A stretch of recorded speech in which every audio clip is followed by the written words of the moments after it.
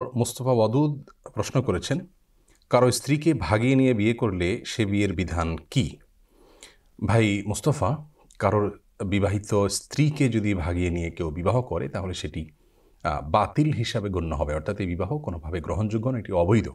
এই বিবাহ বিশুদ্ধ হবে না এবং অন্যের স্ত্রীকে ভাগিয়ে নিয়ে বিবাহ করার কারণেই সে অনেক বড় ধরনের একটি অপরাধ করলো। বিবাহ তো বিশুদ্ধ হবেই না, উপরন্তু সে একজন মুসলিমের অধিকারকে খর্ব করলো, নষ্ট করলো।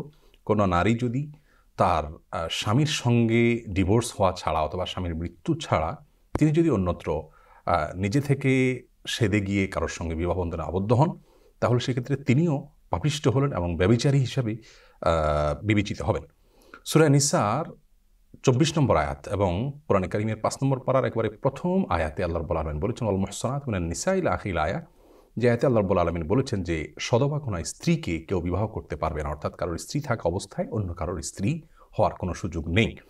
যার কারণে কারোর স্ত্রী থাকা অবস্থায় তাকে ভাগিয়ে নিয়ে বিবাহ করা যেমন অপরাধ, কোনো নারীর জন্য নিজের স্বামীর সঙ্গে বিচ্ছেদ হওয়া ছাড়া এবং অথবা স্বামীর মৃত্যু হওয়া ছাড়া অন্যত্র বিবাহ বন্ধনে আবদ্ধ হওয়া সম্পূর্ণ অবৈধ কাজ। সেই বিবাহ বাতিল। ইসলাম শরীয়তের দৃষ্টিকোণ থেকে সেই বিবাহ অশুদ্ধ বিবাহ, সেই বিবাহ হওয়া না হওয়াতে কোনো পার্থক্য নেই। আর আমাদের দেশে যে প্রচলিত মুসলিম পারিবারিক আইন রয়েছে, সে আইনেও এটি অবৈধ কাজ এবং এ ধরনের কাজের জন্য রীতিমতো স্পষ্ট দণ্ড উল্লেখ আছে, যথাসম্ভব 7 বছরের কারাদণ্ডের কথা উল্লেখ আছে। বিধায় এই বিষয়টি অত্যন্ত স্পর্শকাতর বিষয়। সেই সাথে আরেকটি বিষয় উল্লেখ করতে হবে এখানে, তা হলো শুধুমাত্র ডিভোর্সই যথেষ্ট নয়। কারোর স্ত্রী থাকলে তার সঙ্গে যদি ডিভোর্স হয়ে যায়, ডিভোর্সটা যথানিয়মে হতে হবে। এটা হলো প্রথম কথা। আজকাল অনেক স্ত্রী তার স্বামীকে একটা ডিভোর্স লেটার পাঠিয়ে দিচ্ছেন আর সেটাকেই ডিভোর্স বলে ধরে নিচ্ছেন।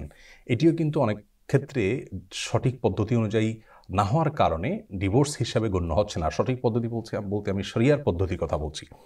যার কারণে অনেক সময় দেখা যায়, আল্লাহ মাফ করুন, আজকাল পরকীয়ার ভয়াবহতা এত বেশি আমাদের সমাজে যে কোনো মেয়ে মানুষ তিনি কোনো পুরুষের সাথে হয়তো হারাম সম্পর্কে জড়িয়ে পড়েছেন, পরকীয়া লিপ্ত হয়েছেন, এবার তার স্বামীকে একটা ডিভোর্স লেটার পাঠিয়ে দিয়ে তিনি গিয়ে সেই পুরুষের সাথে বিবাহ বন্ধনে আবদ্ধ হয়ে যাচ্ছেন।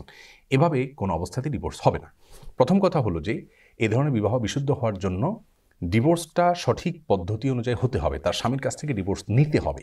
তিনি যদি অর্পিত তালাক এর ক্ষমতা বলে নিজের প্রতি নিজে তালাক প্রয়োগ করেন, তাহলে সেটিও শরিয়া নিয়ম অনুযায়ী হয়েছে কিনা কোনো ভালো আলেমের মাধ্যমে নিশ্চিত করতে হবে। এক। দ্বিতীয়ত, শুধু ডিভোর্স হলেই হবে না। ডিভোর্সের পরে 3 মাস অথবা 3টি পিরিয়ড সময় তাকে অপেক্ষা করতে হবে, যেটাকে ইদ্যত বলা হয়।